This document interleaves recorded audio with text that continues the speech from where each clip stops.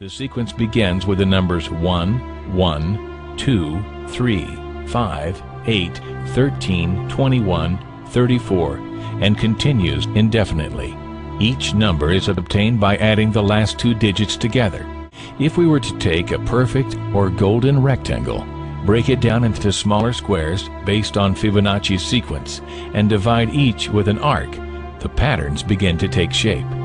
We begin to see Fibonacci's spiral. The spiral in and of itself is insignificant. Its importance is revealed in where we find it. Take, for example, the sunflower. The display of its florets are in perfect spirals of 55, 34, and 21, the sequence of Fibonacci. The fruitlets of the pineapple create the same spiral based on the sequence. The pine cone does the same. As currents move through the ocean and the tide rolls onto the shore, the waves that bring in the tide curve into a spiral that can be mathematically diagrammed onto a plot at the points 1, 1, 2, 3, 5, 8, 13, 21, 34, and 55. Buds on trees, sand dollars, starfish, petals on flowers, and especially the nautilus shell are formed with this exact same blueprint. With each segment of growth, the nautilus adds to itself one more value on Fibonacci's scale. This blueprint can be seen around us on a small scale every day, but the greatest example of all is directly above our heads. At an average of 100,000 light years across, even the spiral of the galaxies above us are formed with the exact design that the tiny shell is formed. This sequence or blueprint appears to be the trademark of a designer, a proof of a creator.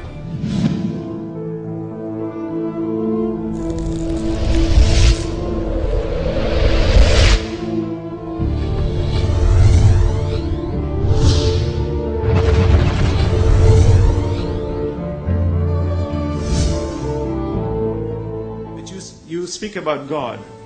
We call Allah God. What is Allah? Allah, from the Islamic perspective, means the God, the absolute, indivisible God. The Holy Quran says, "Qul huwallahu ahad." Say God is unique, one.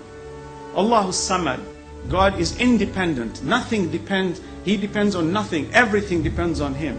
Lam yalid. He does not beget, nor is He begotten, nor is He born. This absolute God has no frame of reference. Frame of reference implies something that is bound within time, matter, and space.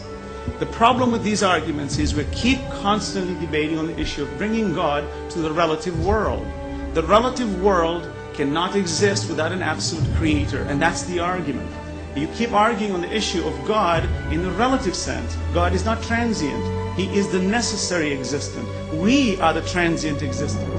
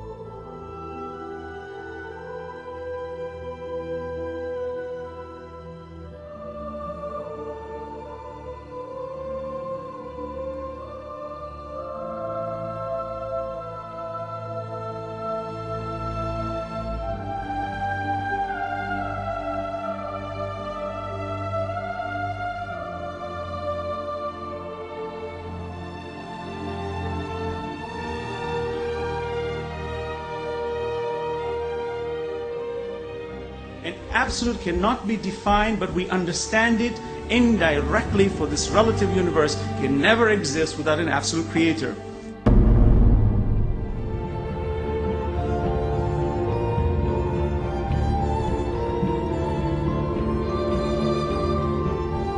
Holy Prophet Muhammad is made to say, قُلْ هُوَ اللَّهُ أَحَدٌ. Say, He is God, the one and only. He said, Ahad, one and only. Jesus said, Echad, meaning one and only. Moses said, Echad, meaning one and only. What is the difference?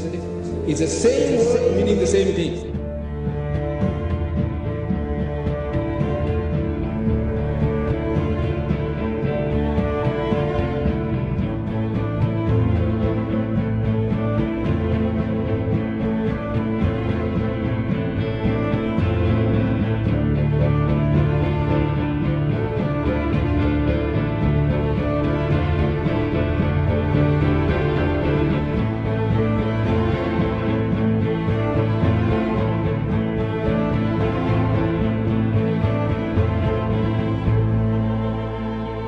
Muhammad could not have known these facts about human development in the 7th century because most of them were not discovered until the 20th century. Muslims and others are justified in concluding that these facts could only have been revealed to Muhammad by the one who knows all about us, not only about how we developed, but how we lived and functioned. The unity of these three faiths consists in the unity of God. You see, in the fundamentals of the teachings of Moses, Jesus, and Muhammad, there is not an iota of difference.